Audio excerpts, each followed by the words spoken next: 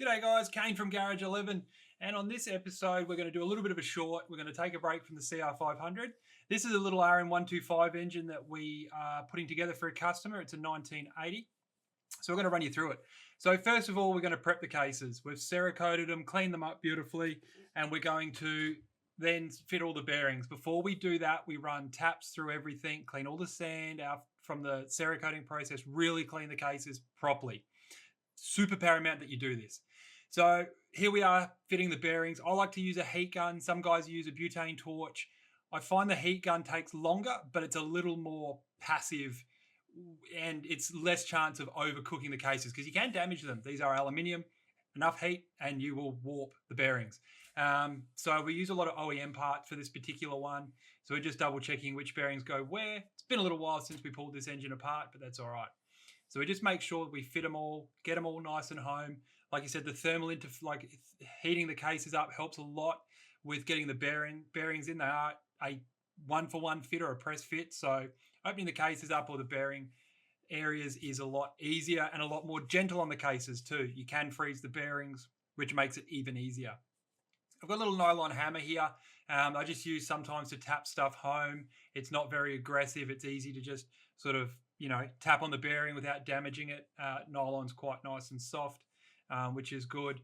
I do sometimes use a little bit of a drift or something just to sort of really tap them home and make sure that they are home before you start putting it together. Here we're just making sure the dowels are all good and whatnot, going through that. All right, heaps of assembly lube. I don't care what anyone says, you can never put too much assembly lube while you're putting this engine together. We use, in this one, as you can see, the Maxima assembly grease, so it is oil soluble. Get the engine going, run it, drain it, fill the oil up, get rid of all that sort of stuff. So we're putting the seals in now, and as you can see, we use a bearing retainer on the main cases, or pretty much all of them, because you don't want them to pop out. So we use a retaining compound, lots of lube in the actual seal surfaces as well, because you don't want a dry startup. No one likes that. Burn seals, horrible. Got to pull it all apart again, start again. If it's a Kawasaki, you got to split the cases to get those seals out. So a little bit of lube, bearing retention, retaining compound on it, perfect. Off you go. It's really simple. It's just a little bit of just a security. I mean, the seals may stay in there depending on how old the cases are as well.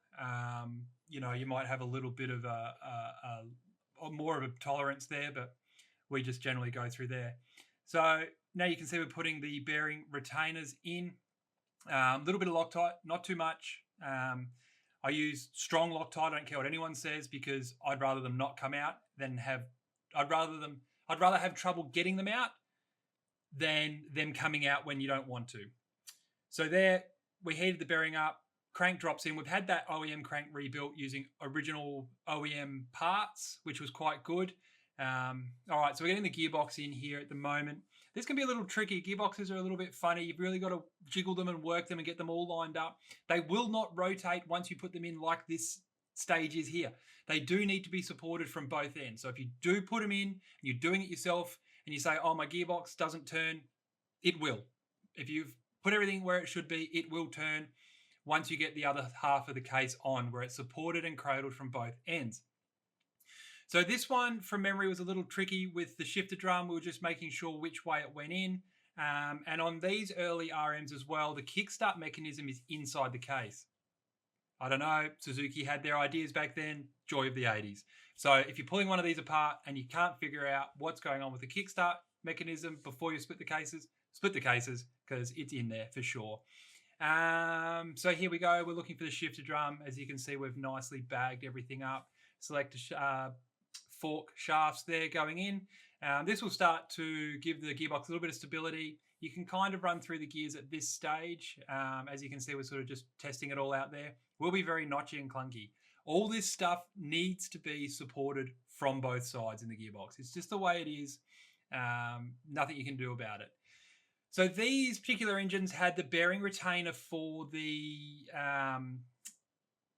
shifter drum on the other side, which we were just putting in then. Now you can see we're putting the other cases together. We're using this draws the cases together or pulls them together quite nicely, and it's very controlled. We like controlled with engines. no wild presses and hitting and stuff like that. What we will do, we'll turn it a couple of times. Nylon hammers back out. We just double check because it is loading it up from the crank side. You really want to try and get these cases down nice and even. Check your gaskets are in place. Check the crank isn't bound up between the two cases. All that stuff. You really want to treat this with care. Make sure your shifter, fork, dowels line up properly. All that stuff. Little bit, little bit, little bit. I don't care how long it takes to get back together. As long as it's together nicely and properly, you'll be fine. You always do this stuff with the utmost care and try and use the proper tools when you can. Now, you will we did cut a little bit out of there. We had a bit of dramas with the lining up of, not the lining up the assembly of the Kickstarter, but we got through that, the joys of it. Okay, so here we go. We've got OEM screws going back in. Like I said, we used OEM where we could. I love the romance of using all OEM, but it's not practical, so we can when we will.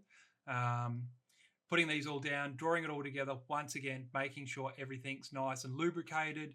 As you can see, we've got a zinc lubricated compound, a copper slip in a little container there, little squeeze pump. We just put a little bit on it. It's just really nice. It comes from motorcar racing days. We used to use that a lot, which is really good.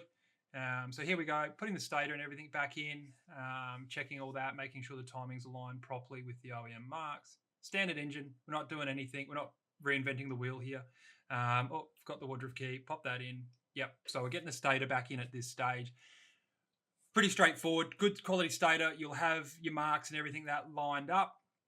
And you will be able to just pop them back in. They will have designated areas.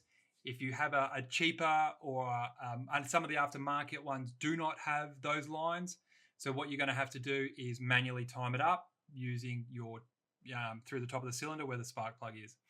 So there we go.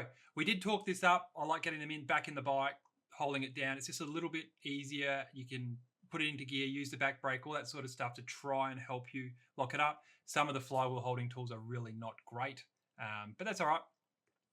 This is all for display purposes only. So here we go, putting the freshly Cerakoted stator cover back on. All right, now we're into the clutch side. So always checking your circlips as well with this sort of stuff, because sometimes when you pull them apart, they do elongate and open up, and they don't lose their spring or their spring tension. So you've always got to check all that. Make sure everything goes back together.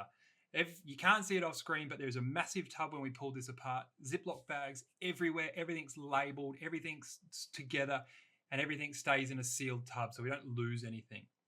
Put new shifter pawls in it because we could. Because we could.